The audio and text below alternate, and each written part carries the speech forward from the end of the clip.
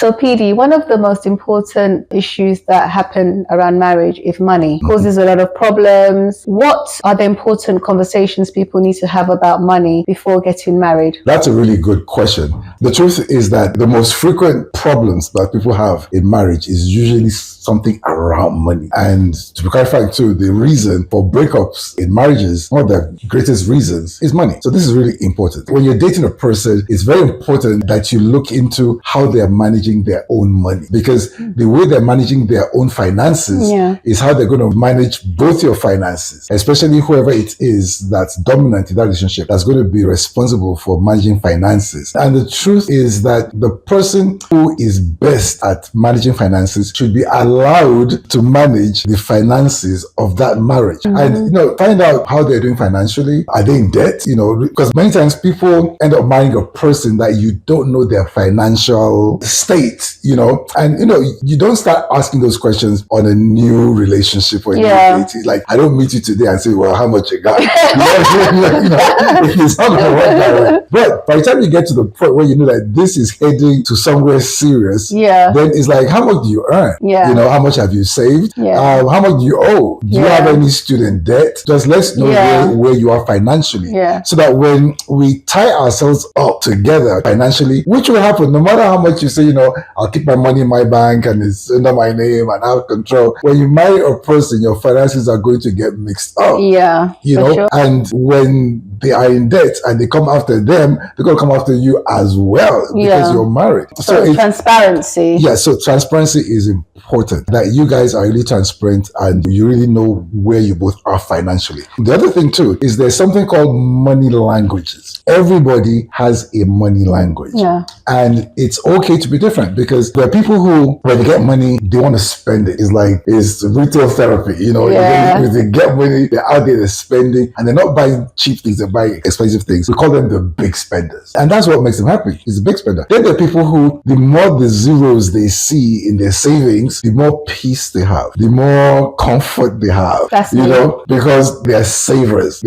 So they like to see the zeros. Now, imagine a saver marries a big spender. If they aren't coached, there could be fights, because what happens is whoever is dominant, and there's always a dominant person in every relationship, who they're dominant, they're going to try to spend all the money the way that they see money to be spent. So if the big spender is the dominant person, that big spender is going to try to get you guys to pull your money together and buy big things.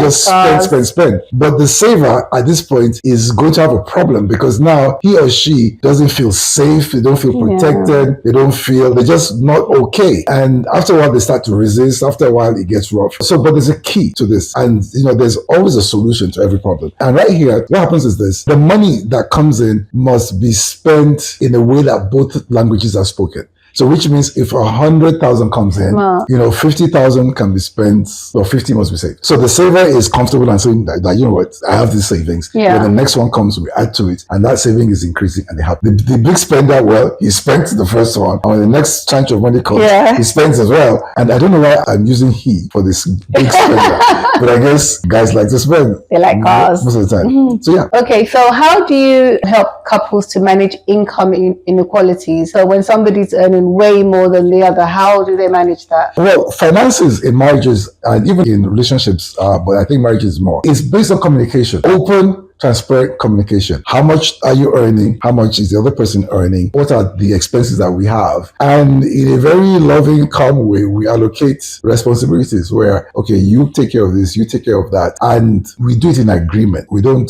push our one person is not happy, but we do it in agreement. People always ask me to, should we have a joint account? Should we have separate accounts and everything? And to be clarify, that was my next question, actually. Really? Where you keep your money really doesn't matter. It's about the agreements you made over the money. So it could be joint account and you guys could spend it badly and have a good fight. It can be in a separate account and you guys can actually spend according to what you've agreed and be peaceful. So actually, it's not about where the money is kept, it's about the agreement you both have. So okay, you're paying the rent, you're buying food, you're taking care of the kids' clothes, you're doing this and that. And obviously, the person who is earning more should be willing to take more of the weight financially. Because that's what love is about. Because sometimes I've heard this, your money is my money and my money is...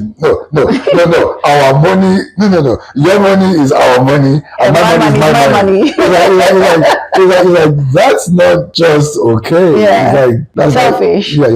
That's selfish. Okay, let's go back to financial transparency. What if you're married and your partner does not want to be transparent with money? Well, what can you do? What can you do? The first thing that comes to my mind at any point in time when there are these kind of issues, because it's a mindset issue. In marriages, there are barely physical conflicts that break marriages. It's usually conflict of mindset, where one person feels it's okay to hide their money, the other person obviously wants transparency. Get counseling. And to go to a question you had asked before, what's important to look for in a marriage? Any person, male or female, who does not have an older, wiser, more spiritual, mature person that they are submitted to, that they listen to, that person is dangerous to marry. Yeah, because in this kind of case, all you need to say, well, let's go talk to this person. And you get there and you both lay your cases down, like, you know what, he's hiding his money, blah blah blah, that's what I want, and that person can advise. If the person you marry doesn't have that safety, it's like a fallback. If that accountability is not there, you are, I guarantee it, you're heading for trouble. It's funny you say that, because when people ask me about their marriages and they tell me about their issues, one of the things I always say is, who do they listen to? Exactly. Because they need to listen to somebody. Exactly. Otherwise, it's very difficult to shift them.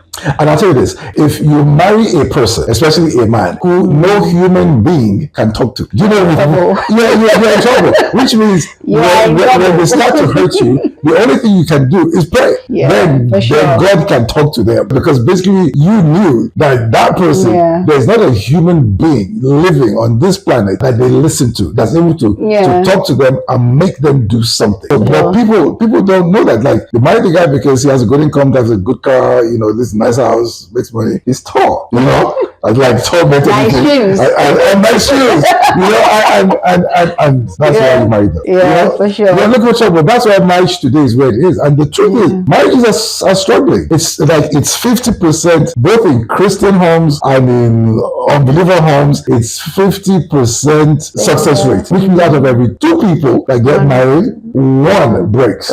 Wow. And that is horrible. It is. And it just doesn't, marriages just don't affect the couple. If you have children and even families, it affects so much when it breaks. So we need to really make sure we are fortified in our approach to marriage. In our culture, we tend to have to support the wider family. Yes. And that brings a lot of financial pressure, especially if one family need more support than the other. Yes. So how would we navigate that? Okay, the first thing is that you guys have to understand this, where it's like if I planted a tree, an oak tree, big oak tree. While that oak tree is still a plant, if I put a certain amount of weight on it, it will kill it. But if I was to wait and let that oak tree become a tree, that same weight, if I put it on it, it will carry it. That's exactly what it's like. When you guys just get married, most times, I mean, some of you are really marrying rich. That's awesome, you know. But most times, your finances, this is like you're starting out. You're just starting out. You're just, you know, buying your cars and building your houses, buying your land. You're setting up. And you've got to explain this to your parents and whoever that, you know what, we can do a little bit, but we can't do everything. But if you give us time to ratchet up and build up, we're going to be able to come and give more. So always do that. And, you know, you're not being mean, but have some boundaries and don't try to show off or anything. It's like, this is where we are, and just give us some time. And when we have that time, then we'll do a whole lot more. So don't succumb to too much pressure, because I've seen that. Then sometimes I see a couple, you just get married just like this week, and then, you know, somebody's brother has come to stay, somebody's sister is staying in your house, no privacy, you're spending more money, no time for you to really connect and bond with the spouse that you just married. You know, don't let family do that. Just you speaking, can I just ask you to speak on young couples about the importance of building that foundation? Because there's a thing that because of Insta, everybody wants to look a certain way. We've got the nicest house, we've got the biggest car, we're doing this, we're doing that, and it causes a lot of financial problems behind closed doors. Okay. So if you can just advise on what you think should be happening. My advice is that Instagram is a liar. Hey. Like, a lot of things you see on Instagram is fake. I mean, people come to my house sometimes and take pictures and say it's their house. There's a lot going on out there. Yeah. So don't let Instagram be your standard. You know your vision, where you want to go in life. Yeah. You know where you are today. And between you and your spouse, start to work it out, start to grow, make sound financial decisions, and make good career moves. And you build yourself up to where you want to be. But try to be like the Joneses or trying to be like the neighbors. It's going to put you in debt. It's going to put you, it's called comparison. And anytime you start to compare, your joy is stolen. Yeah. Think about it, where if you keep comparing yourself with other people, you can never be satisfied. You can never be joyful. Yeah. There's just so much harm that you're doing to yourself by comparing. So you're comparing people with people you don't know on social media. I mean, people rent clothes, people rent cars, all those Lamborghinis and Bugattis that you see. They don't own them. Go and Google this. There are setups that look like the interior of a plane. It's a mock-up on the floor that you sit in. It looks like the interior of a plane. And people like that guys say, I'm in my private jet and I'm going to whatever it is. And you're there, crying and whining on your inside, thinking, why am I not in that private jet? They're in the studio. But they're in the studio. And even that house that looks so nice, it's not there. It's not there. So don't kill yourself through comparison.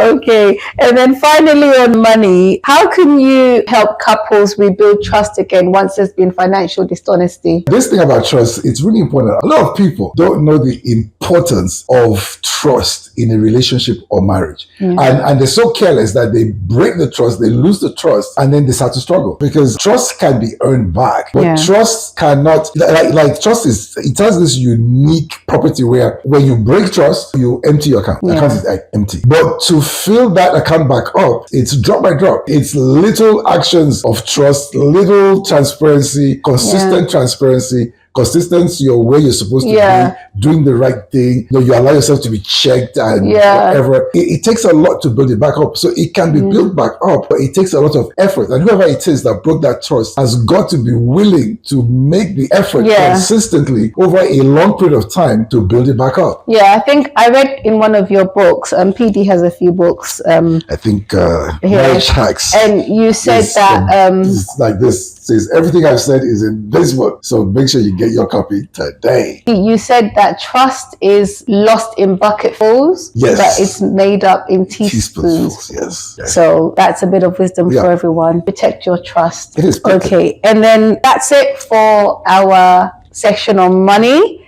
So please all live according to the size of your cloth. Is that the saying? Cut your coat according to the size of your cloth. It's not what it looks like, it's actually what it is. So spend wisely, build a good financial foundation, should I say? Yes, good foundation. Good foundation, and it will carry you a long way. Have a good vision for your career, for your finances.